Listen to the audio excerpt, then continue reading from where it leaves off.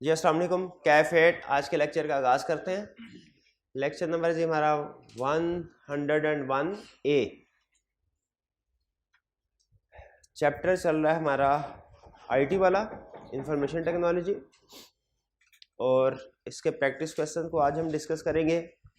दो practice question थे home assignment में, और फिर कैटेगरीज ऑफ आईटी कंट्रोल्स, इसको हम आज कंप्लीट करेंगे। हमने ये सीखा था कंट्रोल्स को डिफरेंट वेज में क्लासिफाई किया जा सकता है। एक क्लासिफिकेशन है प्रिवेंटिव, डिटेक्टिव, करेक्टिव, जो कि हमने पढ़ ली, और एक है जनरल कंट्रोल और एप्लीकेशन कंट्रोल्स। इसमें जनरल कंट्रोल्स की कैटेगरीज हमने हेडिंग्स पढ़ ली थी, और फिर इसके बाद कुछ एग्जाम्पल जनरल कंट्रोल्स की, जैसे टेस्टिंग, जैसे डॉक्यूमेंटेशन, जैसे अप्रूवल। ठीक है, ये हमने क्लास में कुछ डिस्कस की थी। फिर मैंने आपसे कहा था रीडिंग करके आइएगा। इसमें डेफिनेटली कुछ ऐसे कंट्रोल्स होंगे जो आपको समझ में नहीं आए होंगे, कंफर्म है ये, लेकिन अगर कुछ कंट्रोल्स ऐसे भी होंगे जो समझ आ गए।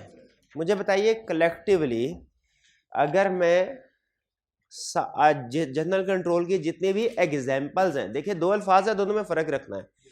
एक है कैटेगरीज ऑफ जनरल कंट्रोल और एक है एग्जाम्पल्स, दोनों में फ़र्क है।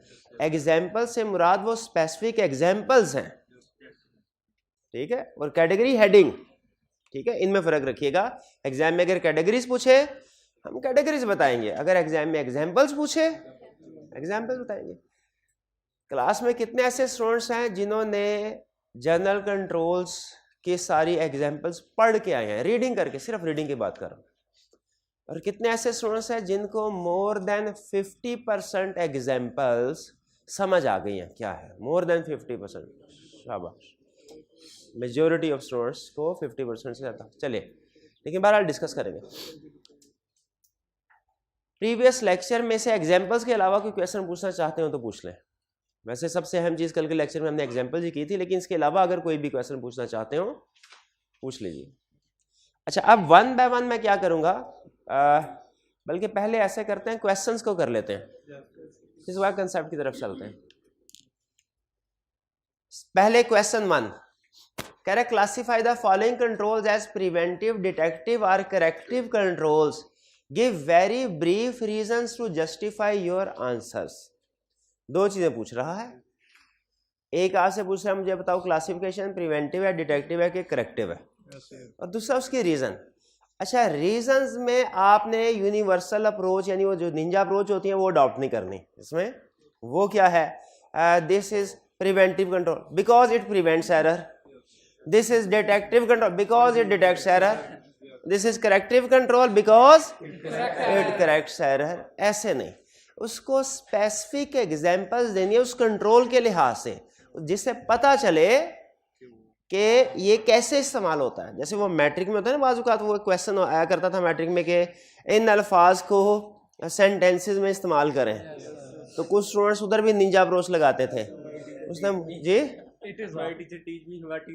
हाँ, my teacher taught me what is the meaning of this, या डिड नॉट टीच मी। ऐसे से फिर उसके बाद में लिखना शुरू कर दिया कि अल्फाज में ऐसे इस्तेमाल करना है कि इनका मतलब वाजे हो, इनका मीनिंग। पेपर पास हो गया था, लेकिन ये क्वेश्चन गलत था, इसके नंबर आपको नहीं मिले थे, ये आपको नहीं पता चल सका। तो भाई पास होने वाले की हर चीज सही होती है क्या, वो समझ रहा होता है, और फेल होने वाले की हर चीज गलत होती है क्या, लेकिन वो समझ रहा होता है। ठीक है, बहरहाल तो हमने जब इसको एक्सप्लेन करना है तो इस तरीके से एक्सप्लेन करना है कि ये कंट्रोल्स की नेचर क्लियर हो। जैसे सेग्रीगेशन ऑफ ड्यूटीज, इसका एक्सप्लेनेशन में क्या लिखेंगे, बिकॉज इट प्रिवेंट्स एरर, या because error by one person is identified by another person, यानी थोड़ा सा इस तरीके से एक्सप्लेन करना है। अब बैकअप कौन सा कंट्रोल है, प्रिवेंटिव, करेक्टिव, क्यों, बिकॉज इट करेक्ट्स एरर, या because it helps to restore system in case of disaster. तो समझ रहे हैं, थोड़ा सा कंट्रोल को आपने उसकी स्पेसिफिक एग्जांपल के साथ एक्सप्लेन करना है। अगर वो एक्सप्लेनेशन पूछे, सिर्फ प्रिवेंट, डिटेक्ट और करेक्ट के अल्फाज नहीं यूज कर देना। चलिए अब वो आपसे पूछ रहा है classify following control simple strong password. अब मैं एक्सप्लेनेशन की तरफ नहीं जा रहा, ठीक है, सिर्फ प्रिवेंटिव डेट स्ट्रॉन्ग पासवर्ड प्रिवेंटिव, ठीक है, because it prevents unauthorised access to system, इस तरीके से लिखते हैं। एक्सेप्शन रिपोर्ट्स, अच्छा अब एक्सेप्शन रिपोर्ट समझ आ गई आपको क्या है? हाँ कंप्यूटराइज्ड कंट्रोल है जिसमें वो कोई भी अगर हाँ जी डेविएशन हो रही हो तो कंप्यूटर उसको जनरेट कर देता है। अच्छा अच्छे आईटी सिस्टम को क्या करना चाहिए? अगर कंट्रोल्स की डेविएशन हो रही हो तो उस प्रोसेस को वहां पे रोक दे और फिर एक्सेप्शन रिपोर्ट जनरेट करे कि उसको रन कर दे और फिर एक्सेप्शन रिपोर्ट दोनों काम करे, उसको रोक भी दे एक्सेप्शन रिपोर्ट। जैसे पे रोल की अमाउंट अगर प्री सेट लिमिट से ज्यादा है, किसी की वेरी हाई है, तो ना सिर्फ ये कि एक्सेप्शन रिपोर्ट जनरेट करनी है बल्कि उसकी पेरोल प्रोसेसिंग भी रोकनी है। डिजिटल सिग्नेचर प्रिवेंट, सिग्नेचर होते हैं ऑथोराइजेशन के लिए। अगर किसी ट्रांजैक्शन पे ऑथोराइजेशन नहीं है तो ट्रांजैक्शन रिकॉर्ड नहीं होगी, तो ये एक प्रिवेंटिव कंट्रोल है। अब जैसे मैनुअल सिग्नेचर होते हैं वैसे डिजिटल सिग्नेचर भी होते हैं जी। हाँ लॉजिकल एक्सेस कंट्रोल है, जैसे आपका आईडी कार्ड अगर बना हुआ है उसमें देखिए उसमें जो सिग्नेचर हैं वो गवर्नमेंट की तरफ से जिस ऑफिसर के, वो डिजिटल सिग्नेचर है, डिजिटल सिग्नेचर। आपके रिजल्ट कार्ड पे भी जो ICAP की तरफ से नोटिफिकेशन वगैरह आते हैं डिजिटल सिग्नेचर होते हैं। Segregation duties preventive, backup corrective, review of system activity logs detective, शाबाश। इसका मतलब है अगर आपने 6 थे 6 में से 5 ठीक कर लिया, इसका मतलब कंसेप्ट आपका ओके। इसमें कोई प्रॉब्लम? प्रेजेंट कैसे करना है पता चल गया, पहले बताने प्रिवेंटिव डिटेक्टिव, उसके बाद उसकी रीजन भी बतानी है। कहीं ऐसा ना हो एग्जाम में इस तरह का क्वेश्चन आए और आप सिर्फ प्रिवेंटिव डिटेक्टिव बता के आ जाए, ठीक है। अंडरलाइन करना है, गिव 2 पार्ट्स है ना क्वेश्चन, एक इसके 2 पार्ट्स चलना है। नेक्स्ट क्वेश्चन है, ये सारे वो हमारे चल रहे हैं controls. Question 2, specify any 4 main categories, categories को अंडरलाइन करें। फिर जनरल कंट्रोल्स, जनरल कंट्रोल्स को अंडरलाइन करें।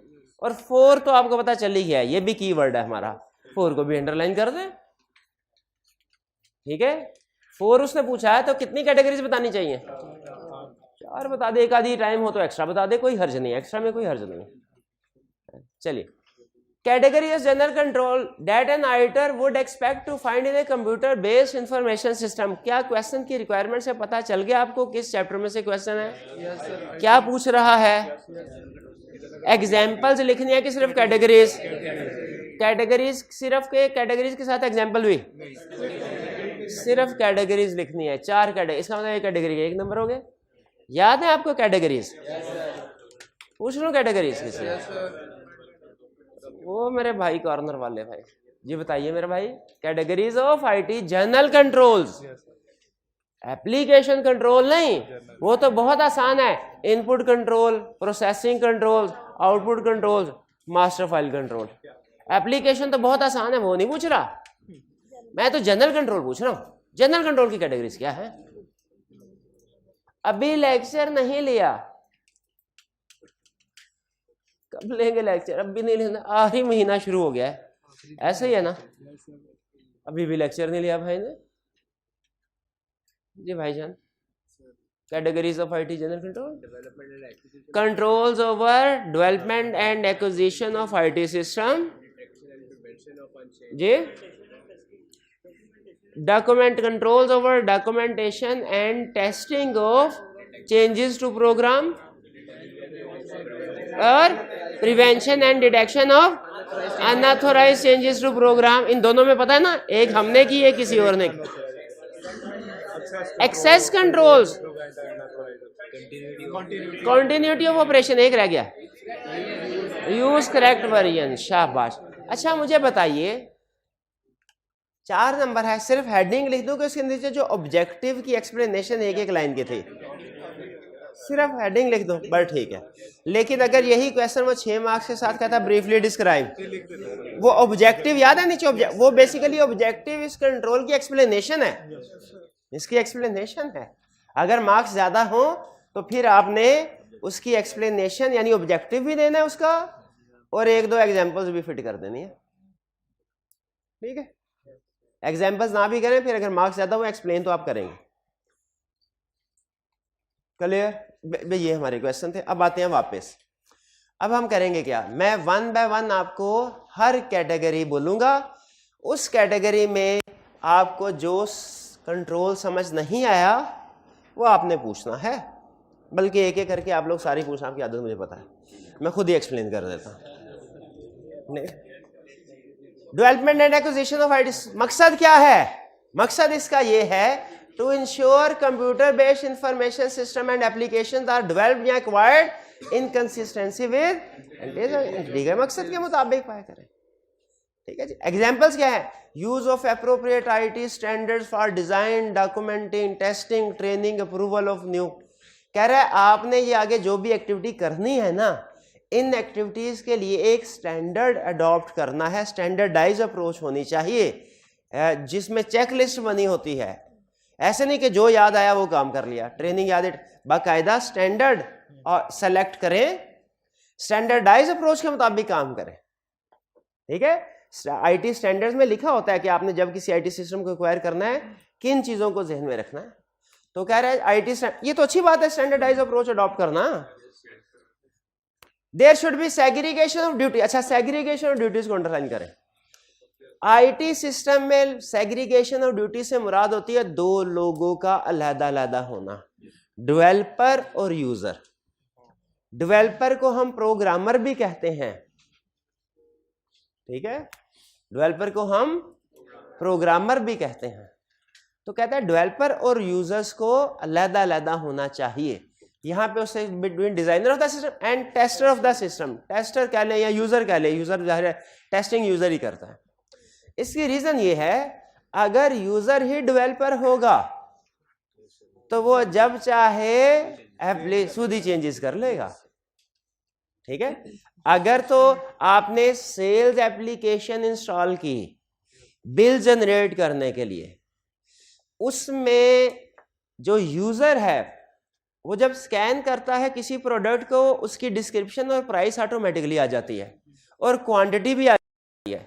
यूजर्स को सिर्फ इतनी एक्सेस दी गई है, उसके राइट्स में इतनी एक्सेस दी गई है कि क्वांटिटी को चेंज कर लो, प्राइस को चेंज करने की उसे एक्सेस नहीं क्या होनी चाहिए।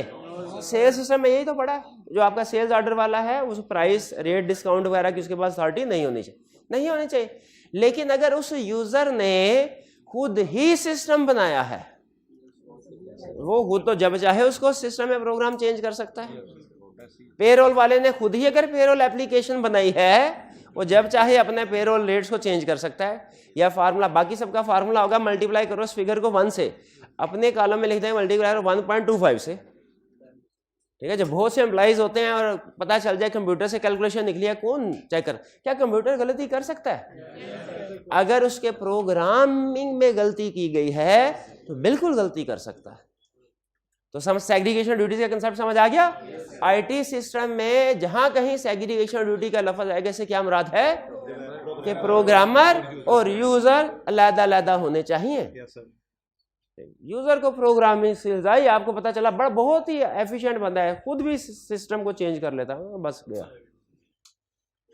तो segregate, there should be full documentation of new system, ताकि पता चल जाए क्या क्या चीज है, किस बटन को दबाएंगे तो क्या होगा। कहीं ऐसा ना बटन को दबा दें, बाद में पता चले क्या नहीं दबाना था बटन, ऐसे तो नहीं ना। पता हो ये लाल रंग का बटन दबाएंगे तो क्या होगा, नीले रंग का बटन दबाएंगे, डॉक्यूमेंटेशन होनी चाहिए ना, ताकि पूरी तरह पढ़ के बटन दबाएं। All new system should be tested before implementation, testing होनी चाहिए पहले। गाड़ी सीखते हैं पहले दिन ही मोटरवे पे आपको ले जाते हैं हम, ऐसे नहीं, पहले टेस्टिंग और ट्रेनिंग, टेस्टिंग भी ट्रेनिंग भी होती है, ट्रेनिंग की भी बात करेगा आगे, अगली बार ट्रेनिंग की कर ली। Training should be provided before live operation. Live operation से क्या मुराद है? जब रनिंग में चल रहा हो, जब एक्चुअली ट्रांजैक्शन उसमें रिकॉर्ड हो रही हो। कहता है उससे पहले बाजुकात सिस्टम की एक बैकअप कॉपी बना दी जाती है, और उसमें फिर सिखाया जाता है काम। फिर जब सारा काम आ जाए फिर उन्हें कहा जाता है चलिए लाइव एंट्रीज कीजिए। New system should be formally approved by system user. अच्छा, एक अप्रूवल ऊपर भी है, ये नोट, ये है approval of new computer system, ये है अप्रूवल बाय सिस्टम यूजर।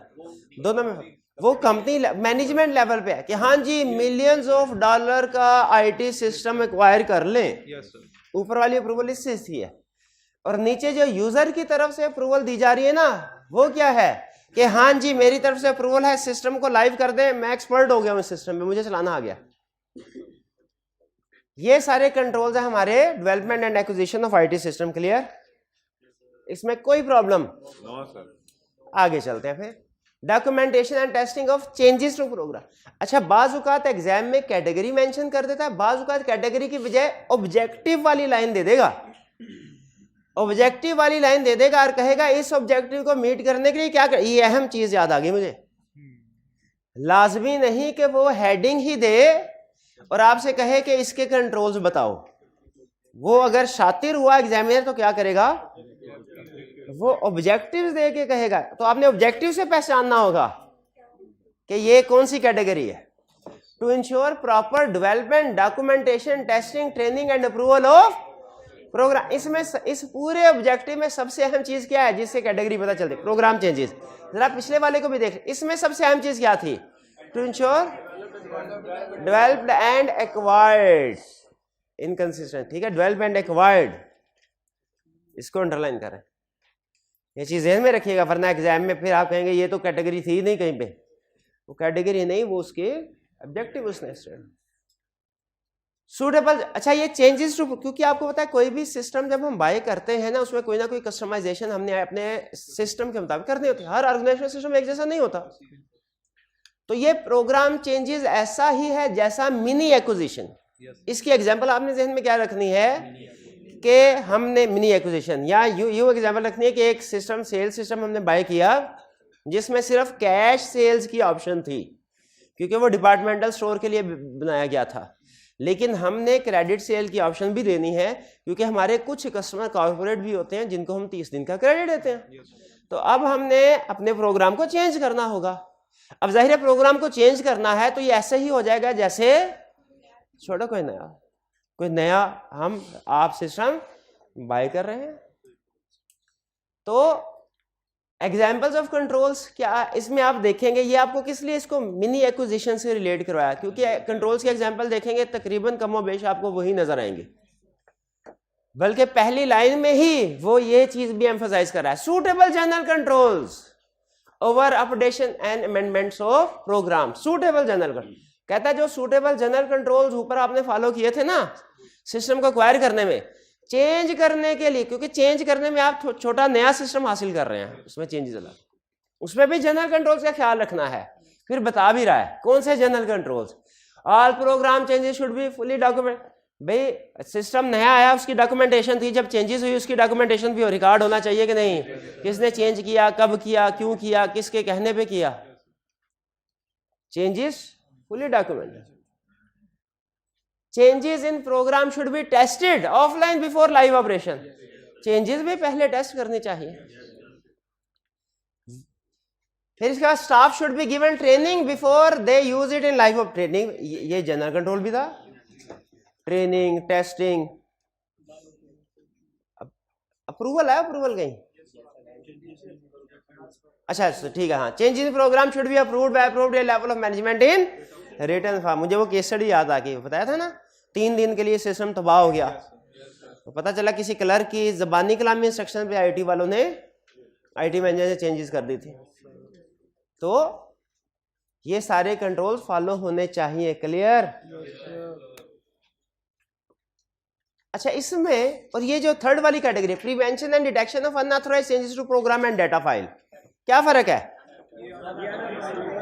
वो चेंजेस हम कर रहे थे, ये कोई और कर रहा है, अनऑथराइज्ड पर्सन। अच्छा, अनऑथराइज्ड पर्सन हमेशा आउटसाइडर ही होगा ना, इनसाइडर भी हो सकता है। इसलिए आप देखेंगे कंट्रोल्स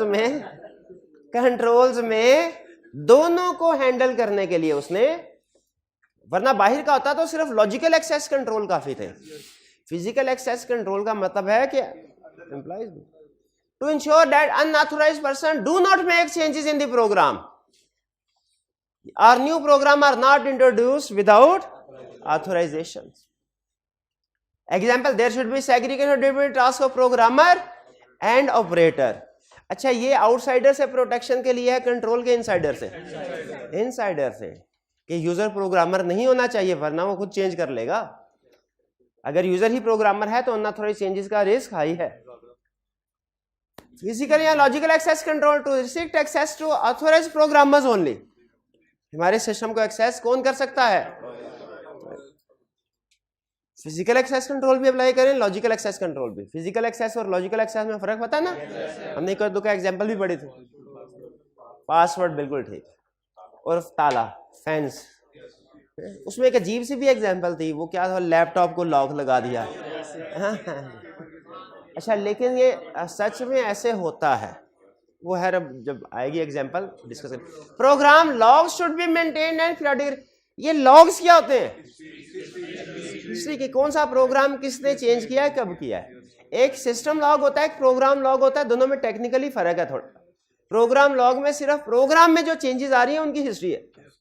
सिस्टम लॉग में सिस्टम के अंदर जो जो एक्टिविटीज हो रही होती है सबका रिकॉर्ड होता है.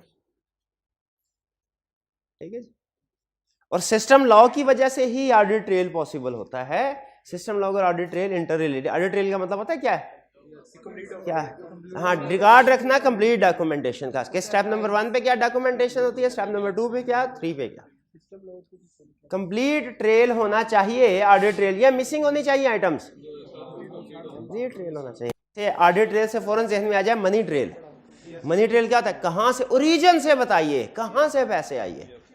ठीक है, ओरिजिन से. तो ओरिजिन से किसी भी एक्टिविटी को स्टार्ट करके स्टेप बाय स्टेप इस वक्त जिस हालत में है वो सारा रिकॉर्ड रखना, ये ऑडिट ट्रेल है. ऑडिट ट्रेल बेसिकली कंफर्म करता है कि कोई ट्रांजैक्शन जेन्युइन है. अच्छा बताइए, ऑडिट ट्रेल की बात चलो चल पड़ी है कहीं कहीं, तो ऑडिट ट्रेल पेपर बेस्ड भी हो सकता है, इलेक्ट्रॉनिक भी. कौन से वाला होना चाहिए? दोनों एक्सेप्टेबल है हमारे लिए, याद रखिए. जैसे ऑडिट डॉक्यूमेंटेशन है ना, वो हार्ड फॉर्म में भी हो सकती है, कंप्यूटर में भी, तो ये भी डॉक्यूमेंट. ठीक है, आपने बिजली का बिल जमा करवाया, बैंक के पास बिल दिया, उसने ठप्पा लगा दिया, घर वालों ने कहा अभी पैसे दिए थे किधर गए, आपने उनको ये दिखाया, ये देखें, ये मनी ट्रेल. आपने अपना छोटा सा मनी ट्रेल. ये पेपर बेस्ड ऑडिट ट्रेल है या कंप्यूटर बेस्ड? और अगर जैज कैश के जरिए पेमेंट करें, और घर वाले पूछें जैज कैश पे, ये भाई ठप्पा किधर है, इधर ठप्पा तो है ही नहीं, आप कहेंगे नहीं इधर. आपने अक्सर डॉक्यूमेंट में लिखा होगा electronically generated document and therefore does not require authorisation. आप कहेंगे डज नॉट रिक्वायर ठप्पा. ये इलेक्ट्रॉनिक ऑडिट ट्रेल है. चलिए, प्रोग्राम लॉग शुड क्या कह रहे हैं भाई?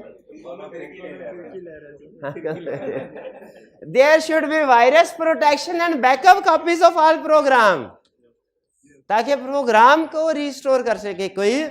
आपने देखा होगा कंप्यूटर में डिफरेंट वर्जन जो हैं वो विंडोज के क्रिएट होते रहते हैं. वो इसलिए ताकि अगर कहीं पे विंडो क्रैश हो तो फिर जो इमीडिएटली प्रीवियस कोई बैकअप प्रोग्राम का, सॉफ्टवेयर, एक तो डाटा का बैकअप होता है ना, समझाना ये चाह रहा हूं, डाटा का बैकअप, प्रोग्राम या सॉफ्टवेयर का भी बैकअप होता है. तो अगर वो कहीं पे प्रॉब्लम आती है, प्रोग्राम चेंजेस अनऑथराइज्ड चेंज की वजह से, तो आप बैकअप प्रोग्राम को रिस्टोर कर सकते हैं. भैया clear? Using correct version of program and data files. कह रहे there may be several versions of programs at any time. These control ensure that correct version of the program is used. अच्छा, इसको पढ़ते हुए आपने एग्जांपल रखनी है जहन में KFC की डील की, मिडनाइट डील. जैसे आखिरी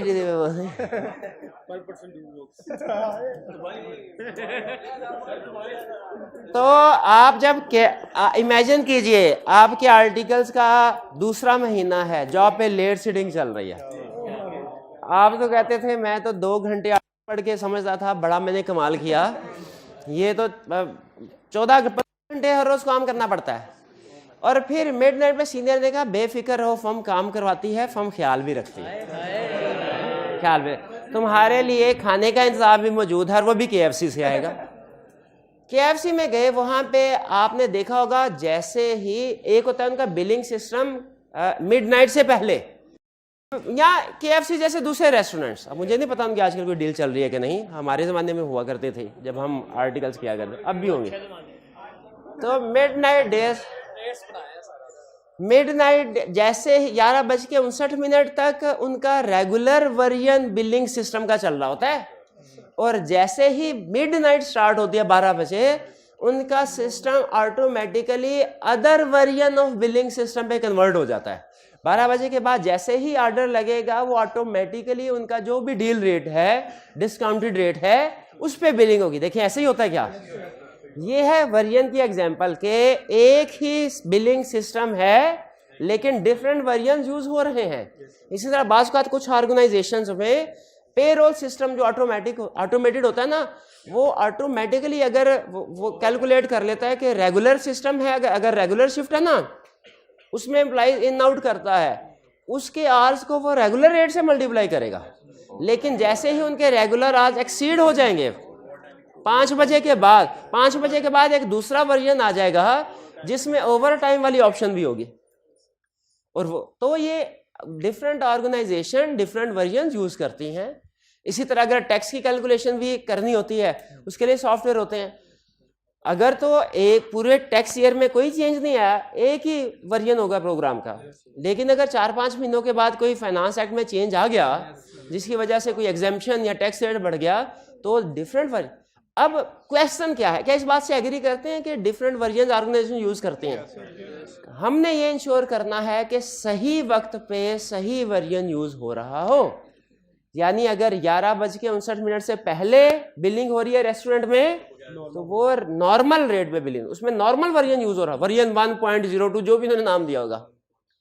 और अगर 12 बजे के बाद ऑर्डर आ रहे हैं तो वो उस हिसाब से हो। ये है control using correct version of program and data file का मकसद। ये क्लियर हो गया? कहते हैं इसको कैसे इंश्योर करेंगे? 3 चीजें हैं, training, job scheduling, supervision, reviews by management. Training का मतलब क्या है? अगर आपने मैनुअल सिस्टम है, भाई KFC वालों ने मिडनाइट डील स्टार्ट की तो साथ ही GFC वाले थे, उन्होंने कहा हम भी मिडनाइट डील, लेकिन फर्क क्या है सिस्टम का? KFC वालों के पास अपना IT सिस्टम है, GFC में वो बंदे बैठे हुए हैं उधर फोन कर। अब लेकिन वो क्या करेंगे, वो मैनुअली मिडनाइट डील्स एक्टिवेट कर रहे होंगे। तो ऐसे लोगों को ट्रेनिंग देनी चाहिए। ऐसे जगह पे जहां पे मैनुअल काम हो रहा है, वहां पे जब डिफरेंट वर्जन यूज हो रहे हो, तो एम्प्लॉइज को ट्रेनिंग देनी चाहिए। भाईजान यार अब आपकी शिफ्ट है 12 बजे तक, आपने रेगुलर डील के ऊपर एक्टिवेशन करनी है, और 12 बजे आपकी शिफ्ट शुरू होती है, 12 बजे के बाद आपने छुट्टी पे वर्जन 2, ये है ट्रेनिंग। ट्रेनिंग समझ आ गई? लेकिन अगर IT सिस्टम यूज कर रहे हैं, एम्प्लॉइज को ट्रेनिंग देने की जरूरत नहीं है। सिस्टम के अंदर शेड्यूल बना दीजिए कि 12 बजे तक ये प्रोग्राम एक्टिवेट होगा और 12 बजे के बाद ये वाला वर्जन एक्टिवेट होगा। यह है जॉब शेड्यूलिंग। जॉब शेड्यूलिंग से जहन में क्या कंसेप्ट है कि हमने डिफरेंट टास्क को शेड्यूल कर दिया जाता है। वो ऑटोमेशन, तो आपको पता है ऑटोमेशन का जमाना है, लेकिन पहले भी हम टाइम के लिहाज से इंस्ट्रक्शंस दे सकते थे अपने सिस्टम को कि किस टाइम पे उसने किस इंस्ट्रक्शन को फॉलो करना है। तो ट्रेनिंग का ताल्लुक मैनुअल सिस्टम से है कि computer operating staff should be suitably trained, should follow operating procedure for checking the various program they are using. ठीक है, ये भी कंप्यूटर सिस्टम में, लेकिन इसका ताल्लुक मैनुअल एलिमेंट से है। कंप्यूटर सिस्टम में भी मैनुअल एलिमेंट यूज हो सकते हैं ना। ट्रेनिंग करे, जॉब शेड्यूलिंग क्या करे? अगर बड़े लेवल पे बिजनेस हो रहा है तो किस वक्त में कौन सा प्रोग्राम एक्टिवेट करना है, वो सिस्टम के अंदर ऑटोमेटिकली, इंसान भूल भी सकता है ना, ट्रेनिंग जितनी मर्जी कर दें।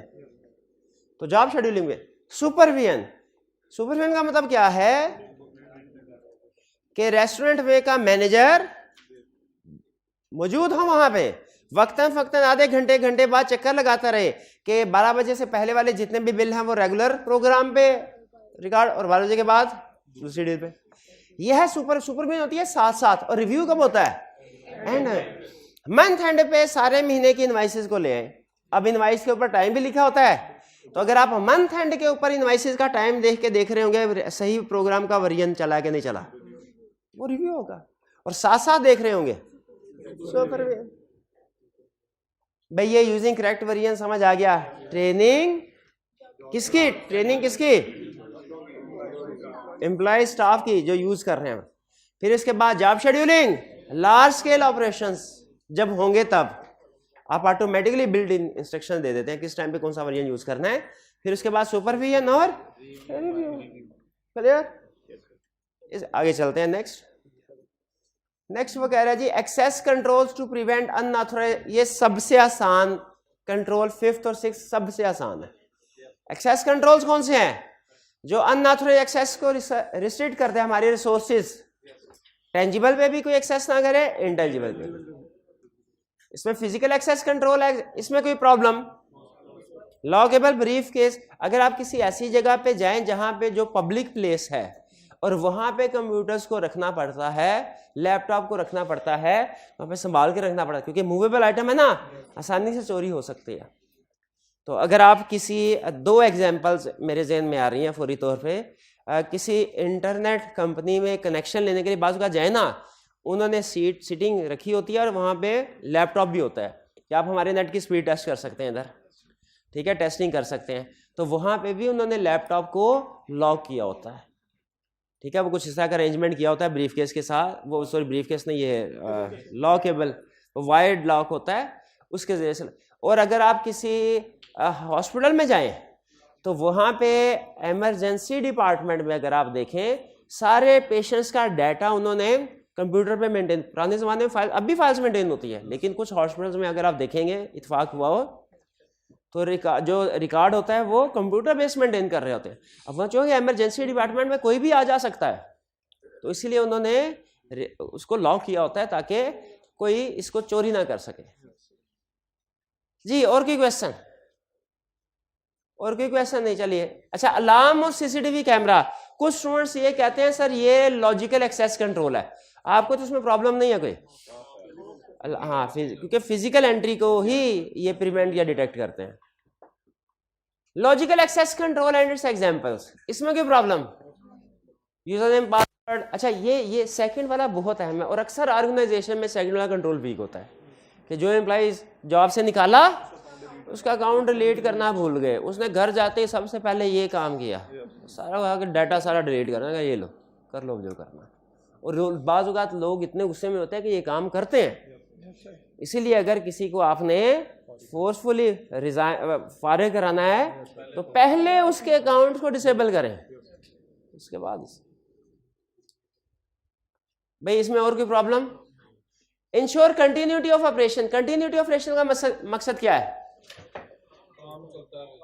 काम चलता रहे। कब? डिजास्टर के वक्त, इन the event of disaster. To ensure continued operation in the event of disaster, for example in case of physical damage to computer equipment or if program data becomes corrupted वगैरह। कोई भी प्रॉब्लम आ जाए जिससे हमारा programme, software या data हमारे लिए available ना हो, हमारा काम रुक जाए, तो उस वक्त उस फेज से निकलने के लिए जो भी एक्शंस आप लेंगे वो कंटिन्यूटी ऑफ ऑपरेशंस कहलाते हैं। कहता है सबसे पहले तो आप ये काम कीजिए कि आप मैय्यज़ कुछ ऐसे लीजिए कि आग, जलजला वगैरह इसका चांस कम हो जाए, कि ये इफेक्ट ना करे आपके ऊपर। जैसे fire alarm system, fire extinguisher install कर दें, आग लगी तो फौरन बुझाएंगे, ठीक है, और वगैरह वगैरह। पावर फेलियर, पावर का बैकअप रखें। फिर कह रहे company should have disaster recovery plan. पहला स्टेप उसने बताया है प्रिवेंटिव के तौर पे, कि कोशिश करें कि वो नेगेटिव इवेंट जो हमारे ऑपरेशन को डिस्टर्ब करता है अगर ही ना हो सके, और अगर हो जाए फिर है डिजास्टर रिकवरी प्लान। इसे बाज़ औक़ात कंटीजेंसी प्लान भी कहते हैं। हाँ, कंटीजेंसी प्लान भी लिखा हुआ। Insurance and service, insurance coverage for IT infrastructure. Insurance करवाओ, क्यों? ताकि आग लगे, नुकसान हुआ है ऑब्वियस है। लेकिन इससे तो इसमें तो इंश्योरेंस कंपनी वाले फौरी तौर पे पैसे थोड़ी देंगे, तो 3-4 महीने लगाएंगे। 3-4 महीने तक क्या करें, इंतजार करते रहें?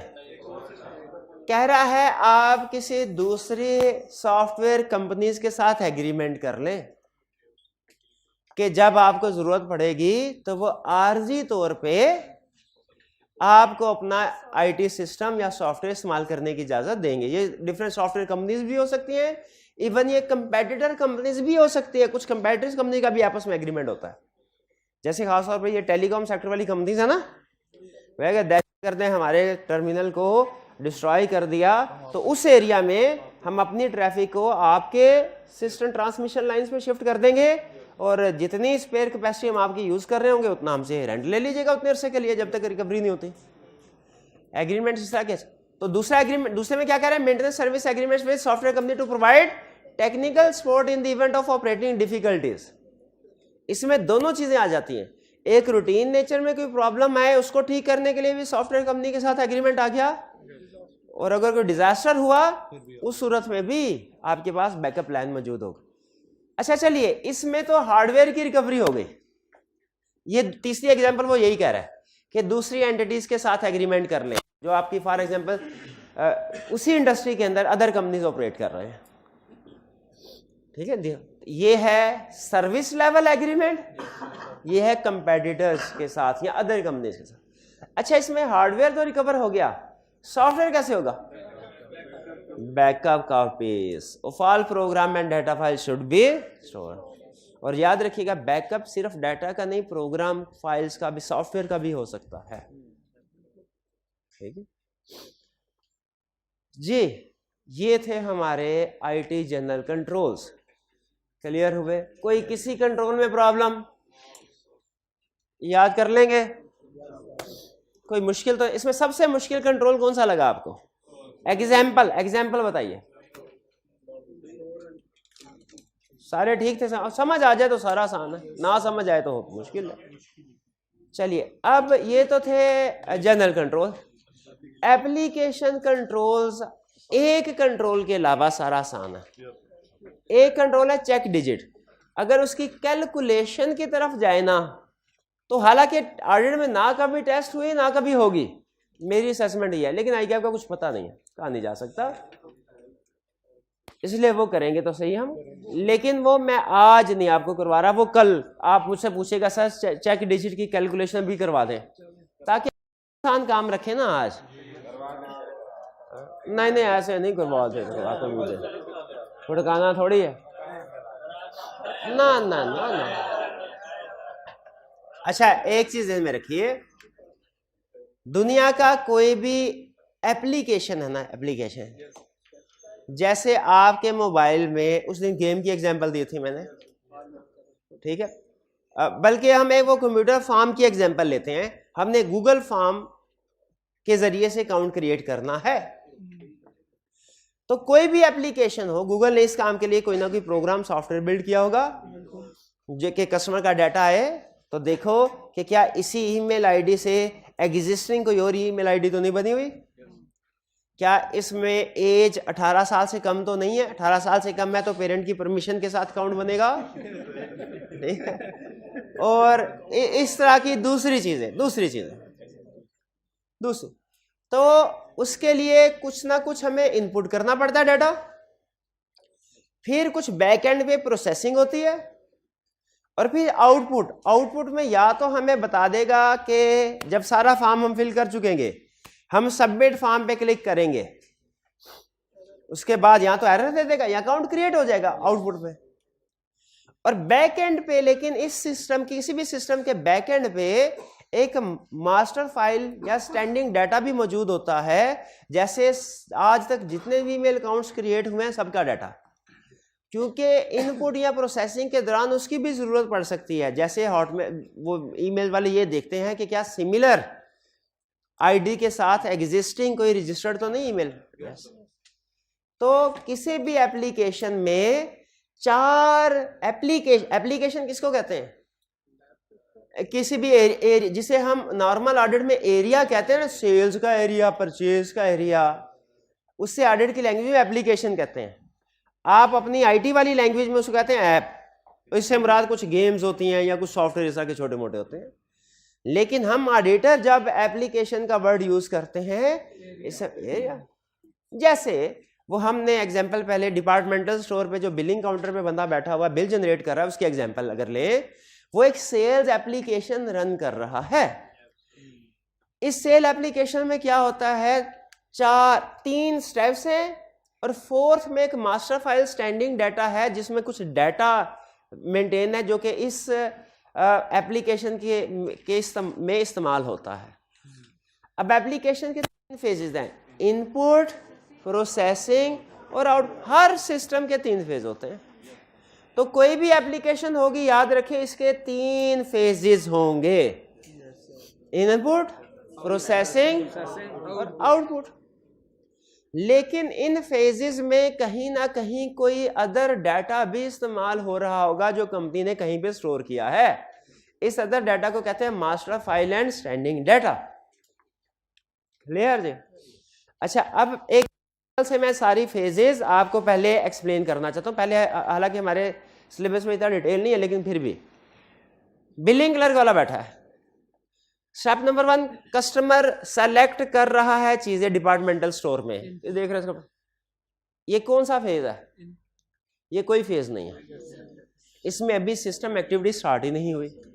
वो काउंटर पे लेके आता है प्रोडक्ट को, कैशियर उन प्रोडक्ट को स्कैन करता है, शाबाश, इनपुट पे स्कैन करने के बाद वो क्वांटिटीज देखता है, क्या है उसकी क्वांटिटी को चेंज करता है, रेट ऑटोमेटिकली आ चुके होते हैं, और फिर इसके बाद सिस्टम अमाउंट्स कैलकुलेट करता है, हर प्रोडक्ट की टोटल अमाउंट्स, ये कैलकुलेशन होती है प्राइस और क्वांटिटी से मिले। फिर नीचे अगर कोई डिस्काउंट देना हो, डिस्काउंट लेस होता है, नेट अमाउंट आ जाती है।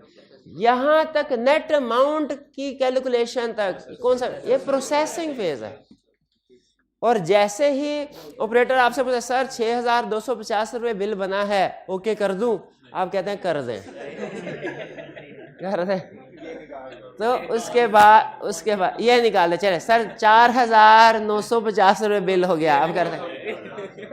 अब जैसे उसको प्रिंट किया, तो प्रिंट करने के बाद वो जो रिपोर्ट जनरेट हो रही होती है ना, वो है आउटपुट। वो है आउटपुट। आउटपुट वो फाइनल अमाउंट कैलकुलेट होना नहीं है, बल्कि उसका जो प्रिंट निकलना है वो आउटपुट, या बाज़ औक़ात वो ईमेल की शक्ल में जाते हैं, वो आउटपुट है। आउटपुट आपका प्रिंट की शक्ल में भी हो सकता है, किसी ईमेल की शक्ल में भी हो सकता है। क्लियर ये? अच्छा, गैस कीजिए इस पूरे सिस्टम में मास्टर फाइल स्टैंडिंग डाटा कहाँ यूज हुआ?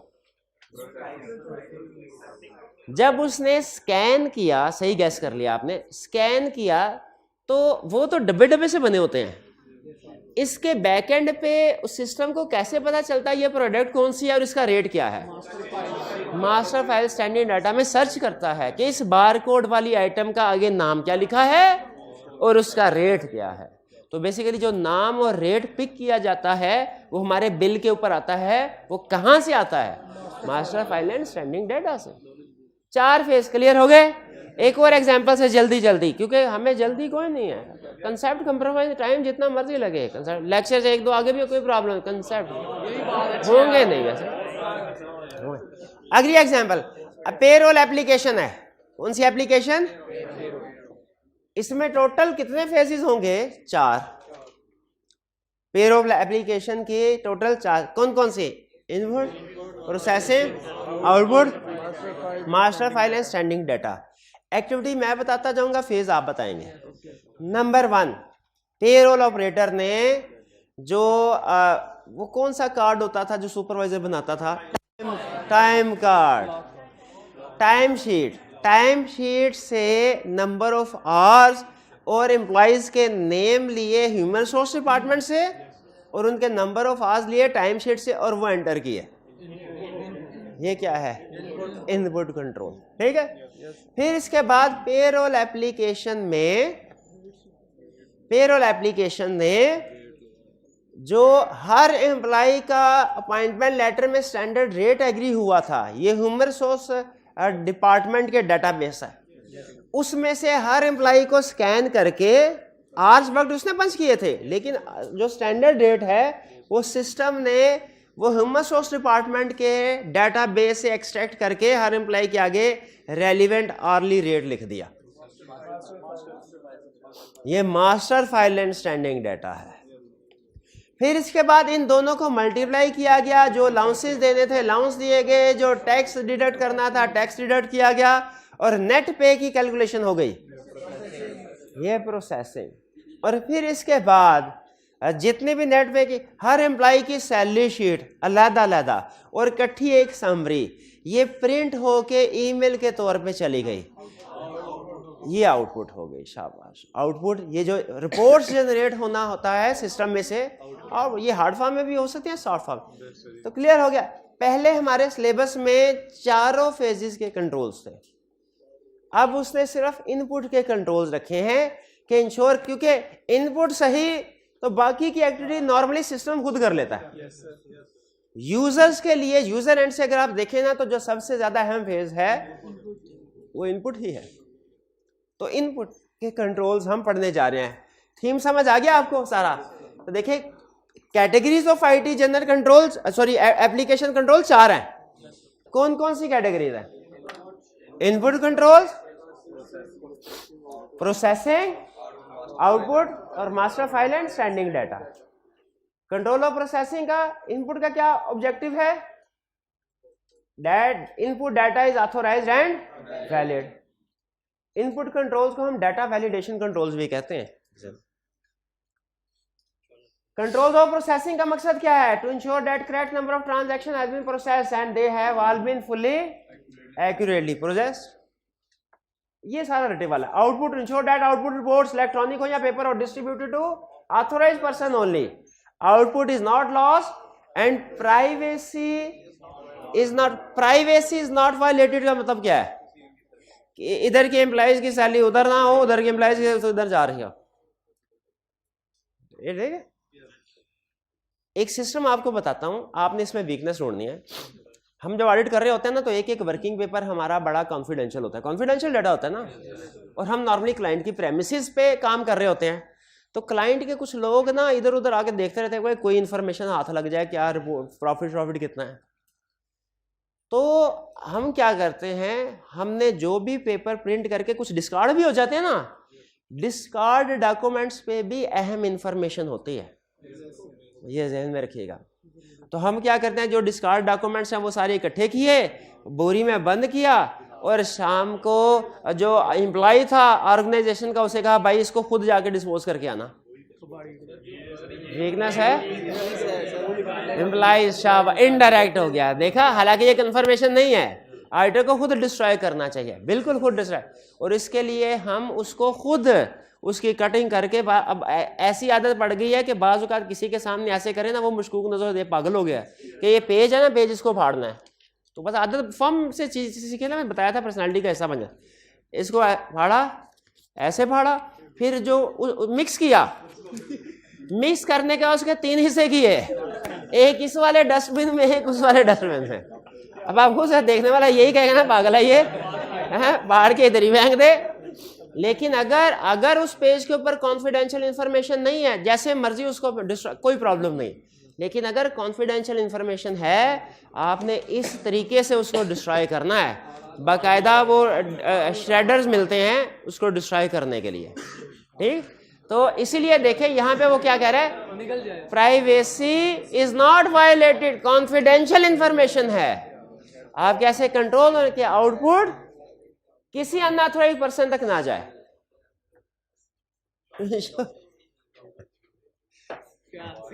नहीं,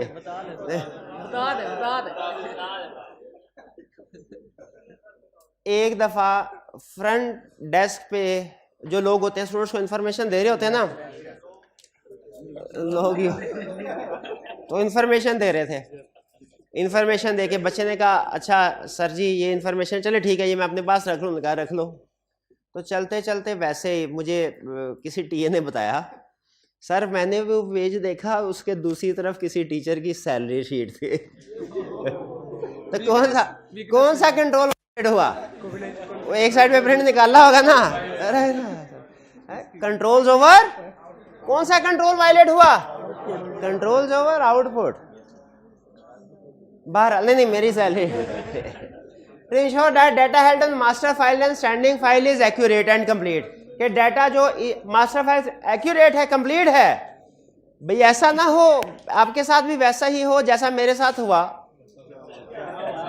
कपड़े खरीदने के लिए गया, पसंद है, उसने कहा सर मैं भी स्कैन कर लूँ। मैंने कहा बिल्कुल कर लें। आधे घंटे, आपको पता चीज़ पसंद कितने टाइम के बाद आती है। उसने स्कैन किया, कहते सर ये आपको अभी नहीं मिल सकता। मैंने कहा क्यों? कहते हैं सर इसकी एंट्री अभी हमारे सिस्टम में नहीं हुई, ये नया माल आया है, अभी सिस्टम में एंट्री होगी, इसके बाद ये आपको मिलेगा, आप कल आ जाइएगा खरीदने के लिए। मैंने कहा मैं इसको खरीदने के लिए कल आऊँगा, मुझे नहीं चाहिए, अपने पास रखो। कौन सा कंट्रोल वीक? कि नई प्रोडक्ट आई है उसका डाटा इमीडिएटली मास्टर फाइल में अपडेट होना चाहिए। और इसी तरह बाज़ औक़ात प्राइस भी चेंज करना पड़ती है। तो इमेजिन कीजिए कि अगर प्राइस पुरानी ही थी, चेंज करना भूल गए, और उस पूरे दिन में सैकड़ों आइटम, बड़ा बिजनेस हो, सैकड़ों आइटम सेल हो जाते हैं, पर कितना नुकसान होगा। तो मास्टर फाइल को भी टाइमली बेसिस पे अपडेट करना चाहिए। यही सिखा रहा है हमें।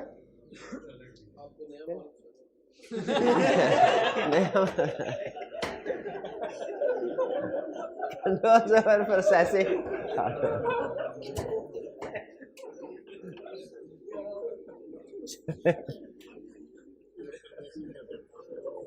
कैटेगरीज ऑफ वापिस आते हैं हम।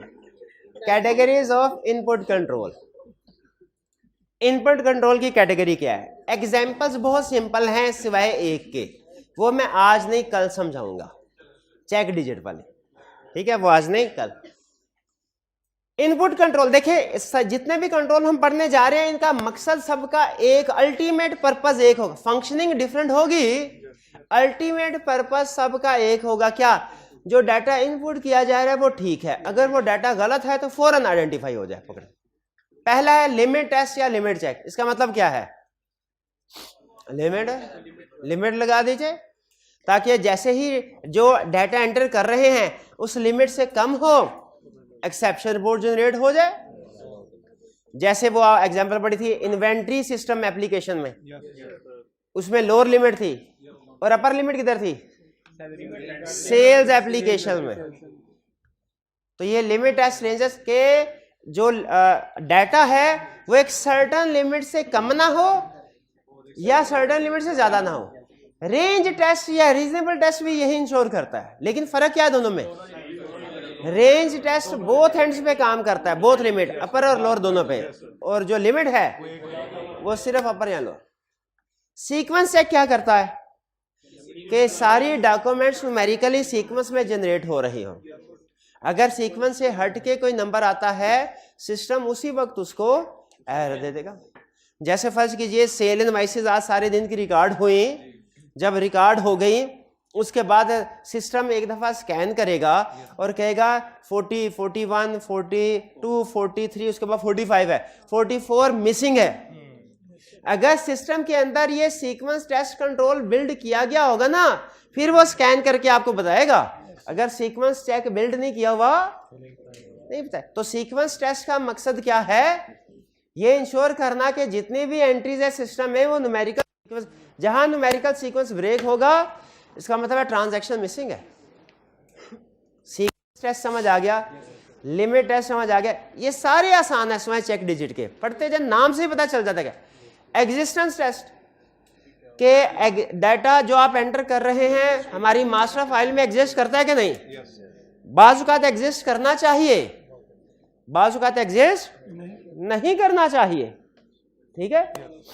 जैसे पेरोल एप्लीकेशन के अंदर अगर पेरोल प्रिपेयर कर रहे हैं, पेरोल में जितने भी एम्प्लॉइज का नाम आ रहा है पेरोल शीट में, किसमें?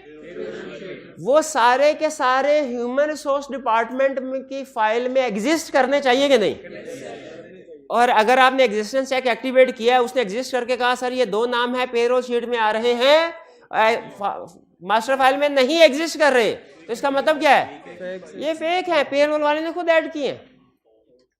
मुझे बताइए जब हॉटमेल अकाउंट क्रिएट कर रहे होते हैं और वो ये चेक करता है कि अपने डाटाबेस से कि एग्जिस्टिंग अकाउंट तो नहीं है कोई, कौन सा चेक है? एग्जिस्टेंस। वहां पे ना होना बेहतर है। और पेरोल में होना बेहतर है, ठीक है। बैच टोटल तो बता दिया आपको, क्या ये तो वही है, लेकिन ये वो 1D था, ये 2D है, ये 2 डायरेक्शनल है। बैच टोटल का मतलब क्या है, देखें आईटी में दो तरह से काम हो रहा है। एक रियल टाइम प्रोसेसिंग हो रही है, जैसे जैसे ट्रांजैक्शन आ रही है, 11 बजे ट्रांजैक्शन आई, 11 बजे रिकॉर्ड करो, 11:05 उधर रिकॉर्ड करो, ये रियल टाइम प्रोसेसिंग है। एक होती है बैच प्रोसेसिंग। बैच प्रोसेसिंग क्या होती है कि सारे दिन की ट्रांजैक्शन इकट्ठी कर लो, डे एंड के ऊपर सारी ट्रांजैक्शन इकट्ठी रिकॉर्ड करो। बैच प्रोसेसिंग में रिस्क, आसानी तो है, सारी ट्रांजैक्शन एक ही दफा रिकॉर्ड होगी।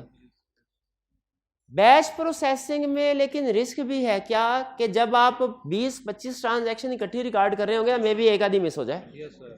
इसीलिए ट्रांजैक्शन रिकॉर्ड करने के बाद मैनुअल इनवॉइसेस का टोटल और जो सिस्टम में रिकॉर्ड उनका टोटल मैच किया जाता है। अब ये टोटल मैच किया जाता है, ये दो तरह से होता है, याद इसको कहते हैं बैच टोटल। अब बैच टोटल की दो टाइप्स हैं, एक है ट्रांजैक्शन काउंट और एक है कंट्रोल टोटल। सुनिए, समझाऊंगा नहीं, सिर्फ एग्जांपल दूंगा, समझ खुद आ जाएगा इंशाल्लाह। बैच टोटल कर रहा हूं, पहला तरीका, मैंने टोटल नंबर ऑफ इनवॉइसेस देखी, इधर 25 हैं, सिस्टम में देखी इधर भी 25 हैं, क्या ये बैच टोटल है? बिल्कुल है, लेकिन ट्रांजैक्शन काउंट नहीं है, ट्रांजैक्शन काउंट नहीं है। कंट्रोल टोटल है और एक ट्रांजैक्शन कंट्रोल है। ट्रांजैक्शन कंट्रोल, अब सुनिए, ये ट्रांजैक्शन कंट्रोल है, कंट्रोल टोटल नहीं। अब दूसरा सुनिए एग्जांपल, क्या 25 थी, 25 रिकॉर्ड हो गई, देख लिया, लेकिन ये भी तो हो सकता है अमाउंट गलत हो गई हो, ट्रांजैक्शन रिकॉर्ड अमाउंट गलत। मैंने अब की बार 25 की इनवॉइसेस को नहीं देखा 1 2 3, बल्कि उनकी अमाउंट को कैलकुलेटर पे टोटल किया, सिस्टम के टोटल के साथ मैच किया, अब वो दोनों सेम आ गए। अब कंट्रोल टोटल है, अब कौन सा है? पहले ट्रांजैक्शन काउंट था जो नंबर ऑफ ट्रांजैक्शन गिनता है, अब ये कंट्रोल टोटल है जो वैल्यू ऑफ आइटम देखता है।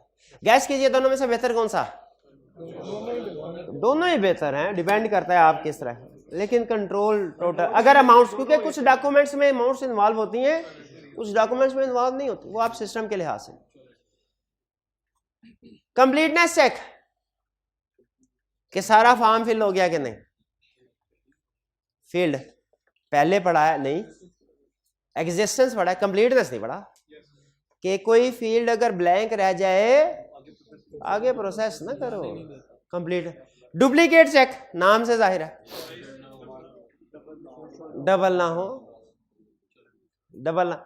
जो सीक्वेंस टेस्ट है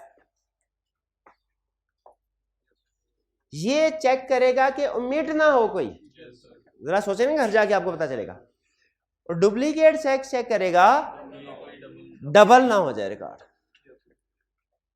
अगर 45 के बाद 47 आ गया, कौन सा कंट्रोल मिसिंग है? और 45 2 दफा रिकॉर्ड हो गया, दूसरी दफा उसे डिटेक्ट करना चाहिए था, ऑलरेडी रिकॉर्डेड।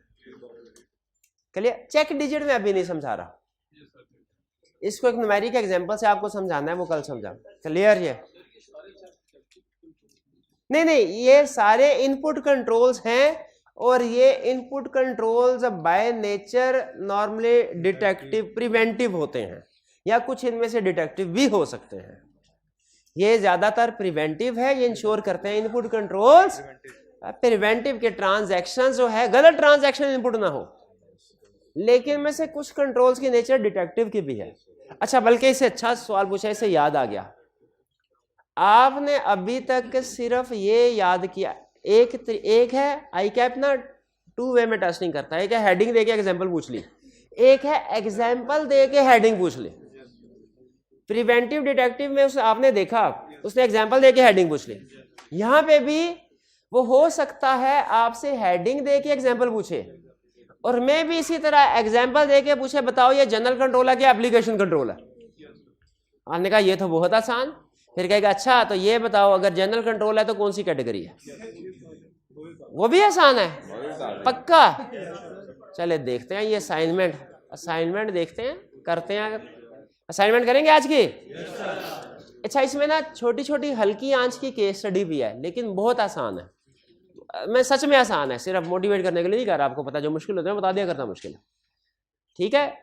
पढ़ेंगे आपको, अगर कंट्रोल्स की एग्जांपल सारी पढ़ी हुई है आपने, केस स्टडी याद नहीं भी है ना, अगर केस स्टडी फिर भी कर लेंगे।